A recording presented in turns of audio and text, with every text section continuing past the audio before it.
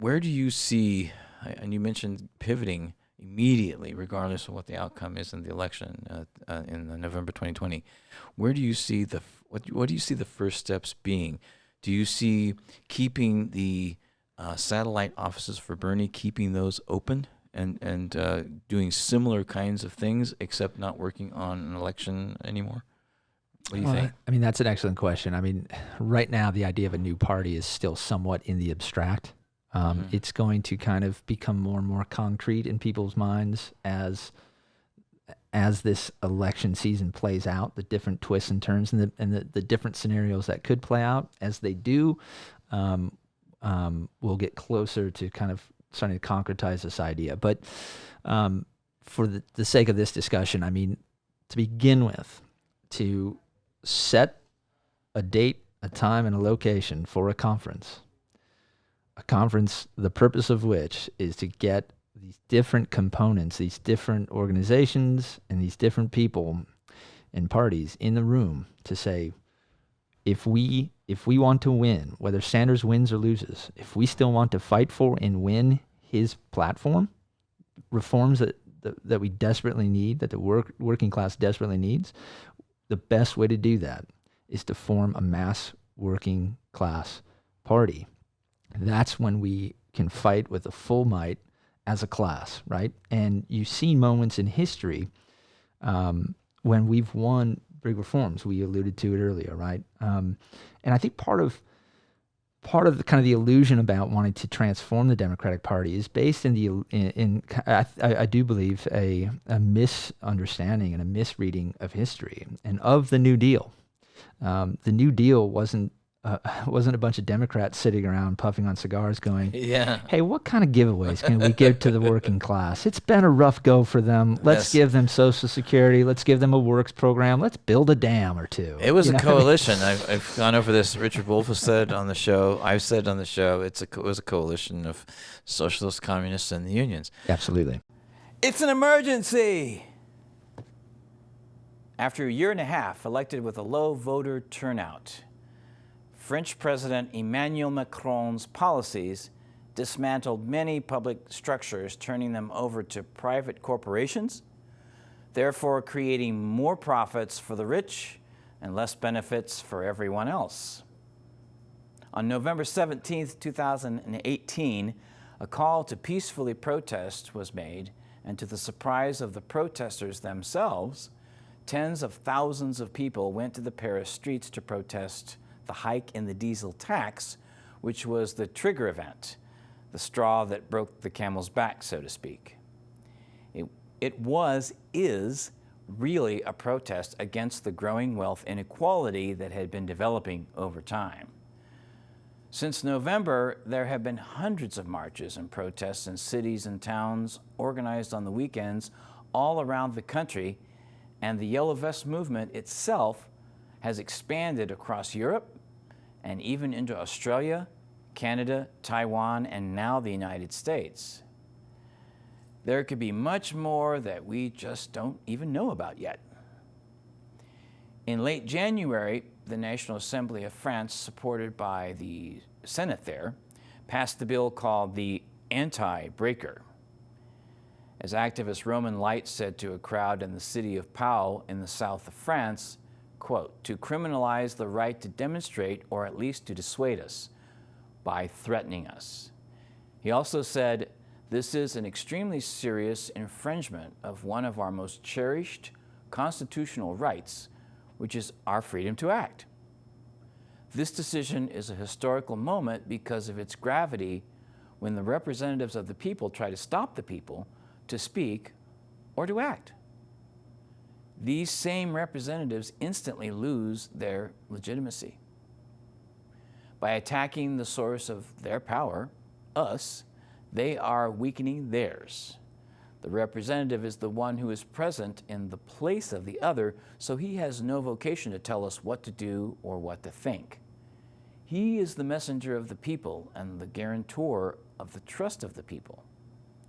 For too long, the people forgave their representatives for their errors and failings, sometimes by complacency, sometimes by laziness, sometimes by naivete. But now is the time to take back what belongs to us, our freedom to act." End quote. The primary focus with a growing number of people in France is the RIC. RIC stands for Referendum Initiated by the Citizens, which is the referendum idea itself. The term referendum is used across Europe and British Commonwealth countries to describe the legal constitutional mechanism that allows the people to create petitions on issues so that the majority votes on issues will be a more truly participatory kind of democracy. I'm going to be talking with Norm Davis about the Gilets jaunes movement, the yellow vests en anglais, and what we can do here in the USA with the constitutional process, referendums, proposals, measures, or something else. First of all, from the standpoint of French activist, organizer, and father Roman Light, who talks about RIC, Referendum Initiated by the Citizens, when I spoke to him in December 2018 from France. Referendum initiative initiated by the citizens. So exactly, explain to us how that started and actually what that is. So, like in simple term, it's called a RIC, RIC. So referendum initiated by the citizens. It's a terminology that already exists in many places in the world. Like in Australia, they call it the CIR, citizen-initiated referendum. There's many expression of it in many countries. I think even in California and in America, they have a form of a referendum, but it's not exactly like the core essence of the RIC is the capacity from citizens to trigger national referendum from their own initiatives. So that's that simple idea. So referendum is when you ask the rest of the population to vote for an idea. So normally we are electing people to make decisions on our behalf, but what is new with this idea is that we can keep people in power, like they can actually be elected and they can keep their seat and be parliament or senators or whatever. But we want to have the power, the constitutional power to express our opinion, not in a peaceful and protesting way, but to impose that legally to the power in place. So like so far, the only people upset or disagreeing with this idea are people who think that people will be stupid enough to make stupid things. But the truth is that we all have common sense. Why? Because normal people are directly exposed to the mistakes that they're doing. And when they do something stupid, they get consequences and they learn from that perspectives.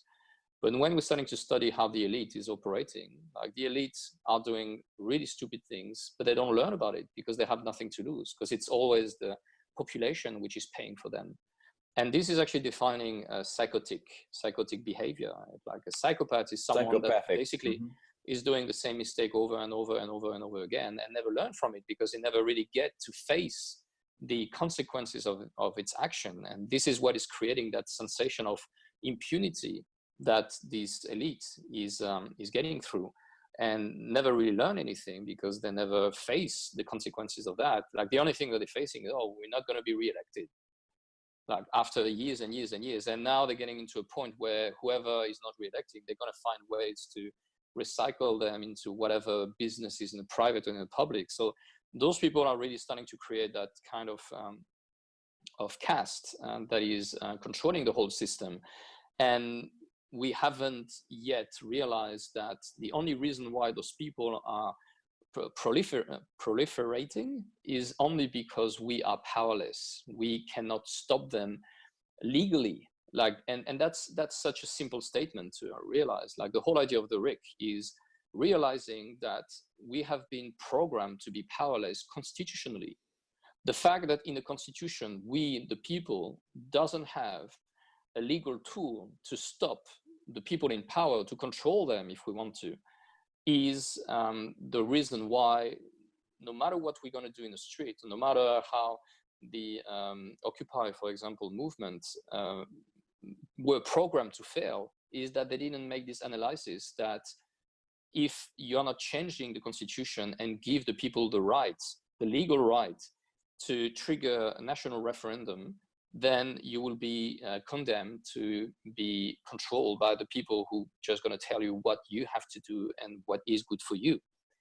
And that's what the RIC is about. The RIC is about realizing that simple idea that we have been programmed to be powerless, not because we are powerless, because we are the power. We are the true power. The power doesn't come from the elite. The elite most of them couldn't even cook an egg, you know? Yeah, that's true. The true power is coming from us. We are the people making the value, creating exchange, producing value. And the fact that we do not have our word to say except going through our representatives says a lot about what we can do. All right. Well, this is Niswander. You're watching the Nowman Show. As you can see from that intro, that's one of the things, if not the main thing, we're going to be talking about today. And my guest is Norman Davis, coming back to the Nowman Show from the show Truth Noir. Thank you for coming back, Norm. It's always a pleasure, man. Thanks. Likewise. Of course, we got a lot to get into, so let's talk about this. Yeah, man. Yellow vest is, as you can see, I've got mine on. Yeah, you know, I wear mine on my heart. You know, I was going to say, where's yours? It keeps the police from messing with me as much. Well, exactly. Well, yeah, exactly. But you know, this is the workers, though. This is the sign of the working class. I mean, you see it everywhere. You know, everywhere. You see it at the metro stations. You see it at construction sites. You see, you know, city workers that that have to do things outside. Well, so.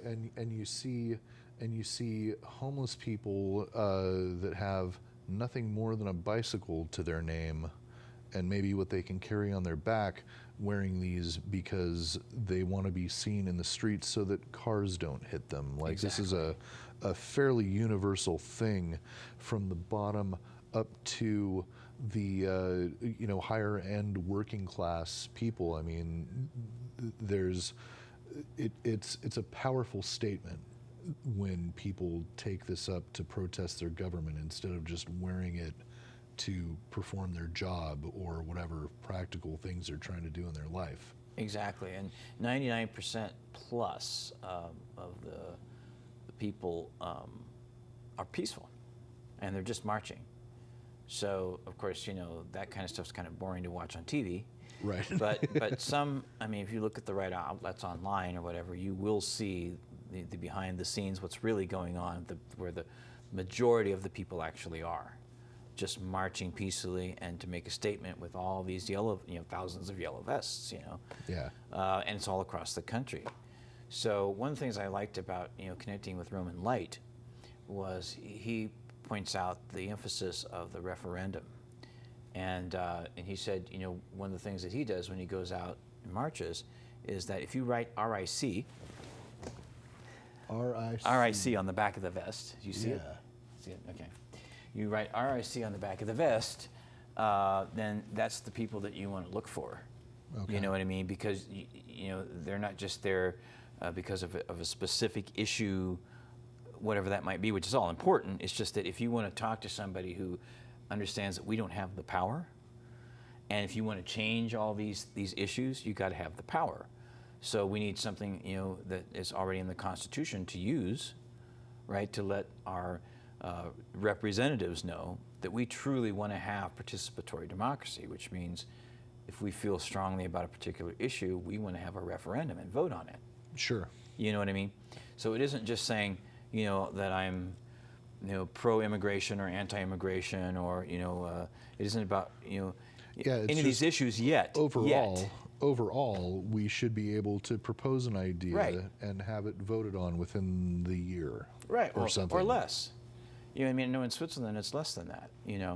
So, and then if you don't like the outcome, and that's one of the things I wanted to talk about is that we discussed that let's say you have 70% of the registered voters have to vote on whatever this issue is, and I think you get 1% of the citizens' signatures. For like a petition or on a petition or something like that, right? And then that goes to a national vote, right? And then it's 70% of the registered voters have to vote on it, and then let's say it's a question like, let's do with one that's here, Green New Deal.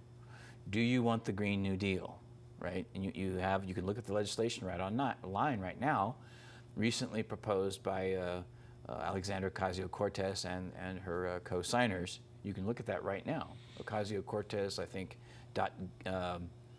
congress.gov, and you can find that. So say you review that. You take the time to review the whole thing, right? And then you have a referendum that says, okay, the question is yes, no, or I don't know. So let's say 70% of the registered voters vote on it, and there's 30 to 40% of the people say, well, I don't know. I read it all, and I don't know. Well, that means you don't have a conclusion, right? So right. you have to go back and maybe Ocasio-Cortez and others would go back and they would redo something, right? Then they would put it out for a vote to the people again. Then once you get that majority, then it becomes law. Yeah. That's what participatory democracy should be. So that's what he's talking about. That's an example. I wanted to show another clip of what I feel that my focus is, and I think it's his focus too as well. Even before you get to the law, you have to just basically care about people. Period. It helps, right? Yeah. Like why not? So this clip, and then we can get into more conversation. Sure.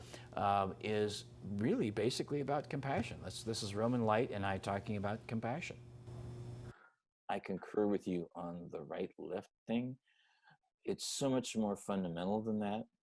I think we really need to focus on compassion and just the whole of our global society. But when you have a lot of people who don't understand basic compassion and what that means, just that basic common sense understandings we've talked about, and you put them in the democratic process, it's not going to work, right? There has to be, people have to understand compassion and feel compassion and put compassion ahead of everything else. Then I think democracy can work, right? Once people are educated about the issues. And just on the topic about compassion, I don't think compassion is something that can be taught. Like it's something that life is teaching you. Like it cannot be taught at school. I don't think the fact that people will make decisions based on selfishness and stuff like that will actually make any difference, because the RIC is a process.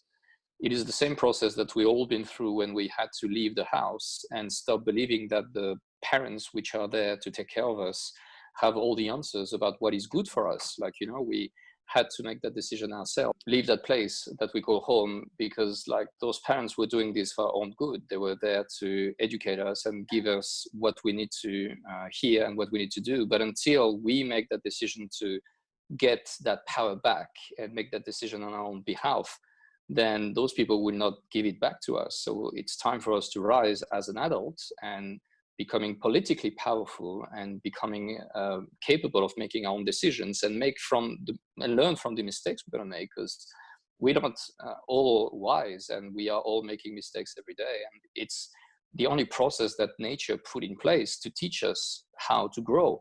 So let's make mistakes as quick as possible. Let's learn from those mistakes, and let's learn that compassion is the way, because you cannot force people to believe that.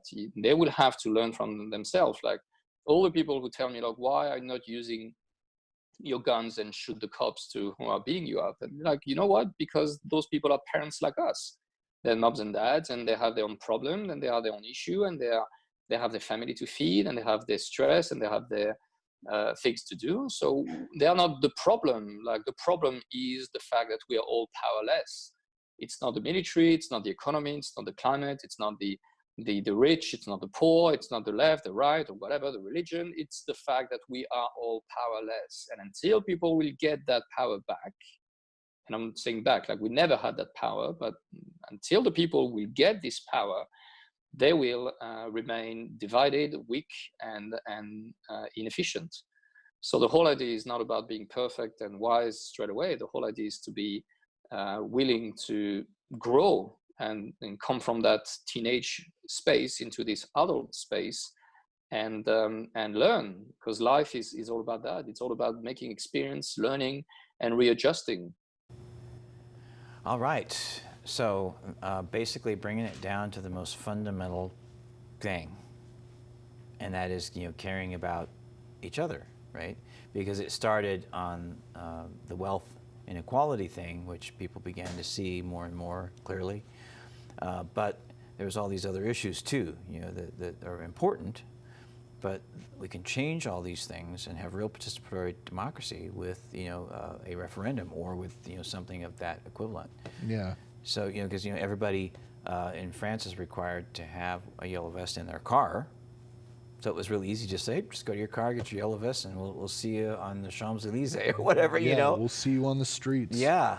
Well, and it was one of those things that I think people, and especially in America, this is true, like to make fun of the French as being weak, and as the Simpsons line so famously said, you guys are, I think it was Willie the groundskeeper called them a bunch of like cheese-eating surrender monkeys or something like that. And it made me laugh as a kid.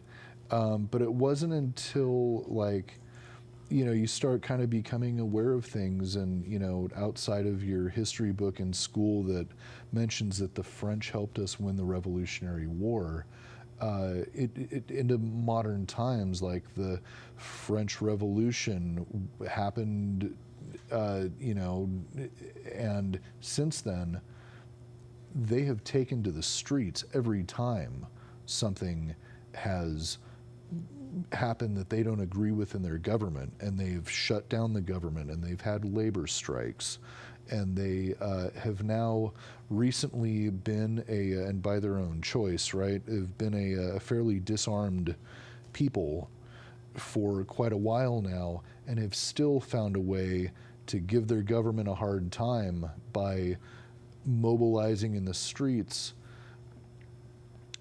without violence, without the ability to overtake their government by force of arms or whatever, because they don't have guns. That's right.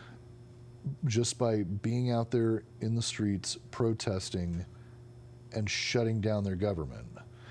And I think it is a huge fallacy on the part of Americans who are like, oh, if we had to save the French in World War II, and another joke I've heard is that as soon as a French child learns to speak, they learn how to say "I surrender" in 5 different languages. Oh yeah. It's nonsense, and it is, I think, it's like a bully tactic by a group of people who have been unable to accomplish anything in their own government for a while, which is the situation with us here in America. It's just... And all over the world. Yeah, there's really a lot of countries going downhill, and maybe they say the same things about the French. I don't know.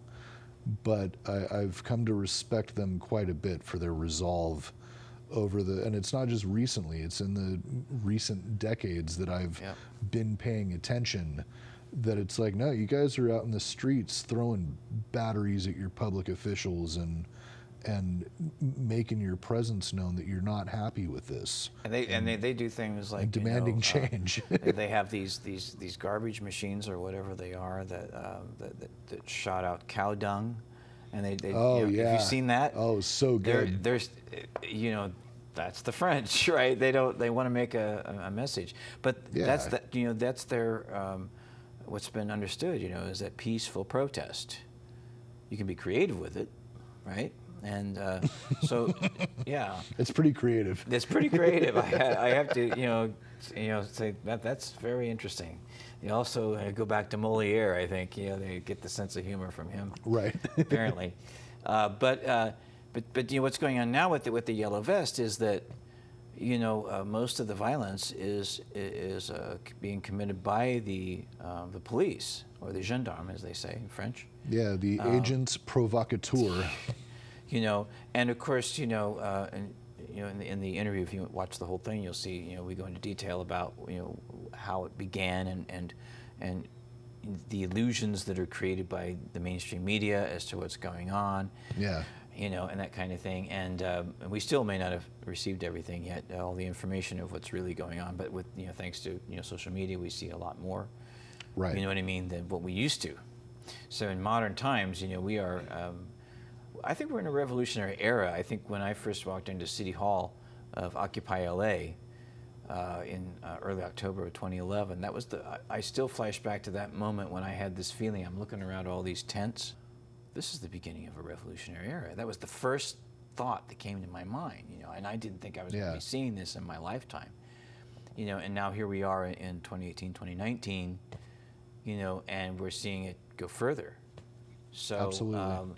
Then there is now a growing interest here in Los Angeles, and of course, here is the first kind of flyer that's been done, and generally what it does, it focuses on the issues. This looks like some kind of Green New Deal.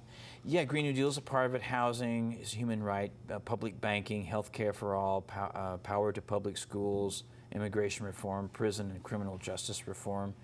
And that's how it started. People are too maybe complacent, about the situation, and it's time to not be so complacent anymore. Yeah. You know what I mean?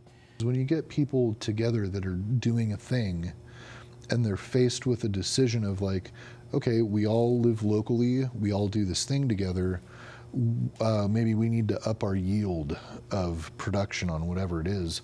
Do we want to do the thing that's going to poison all of the land around us? Or do we want to figure out a better way?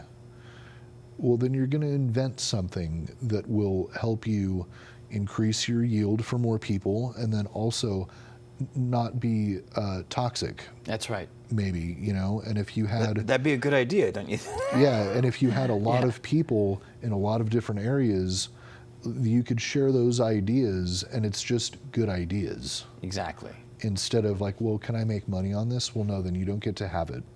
Exactly. It's not all about making money. Again, it's back to just caring for each other. Yeah. You know what I mean? That should be the priority in our minds all the time, and not money, not material things, which is what our current system does focus on. Let's get real. Right. And it's not real when it comes to life on this planet. It's not real when it comes to the quality of life. Why should most of the benefits go to the people that run the system that works for them? It doesn't make any sense. So we're going to wrap it up here now. So remember, Yellow Vest, Rick. Referendum initiated by the citizens, okay? And that means basically citizen participatory democracy using what's already in place or adding to it with constitutions. And that's something that can apply anywhere, even here in the United States. And this is just the beginning of that story, and there's more to be continued, and it's always a pleasure, Norm. I mean, we have great conversations. Likewise, man. You'll have to come on Truth Noir again one of these days soon, and I'd love to. We'll rehash a couple of these. Exactly, and we can help create that network of creating coalitions, which is another thing that we're about here on the Nowman Show, as well as having fun, and fun to the nth degree, and staying in the present moment. And thank you, Norm Davis from Truth Noir. And until next time, this is Niswander. Stay present in the moment, always.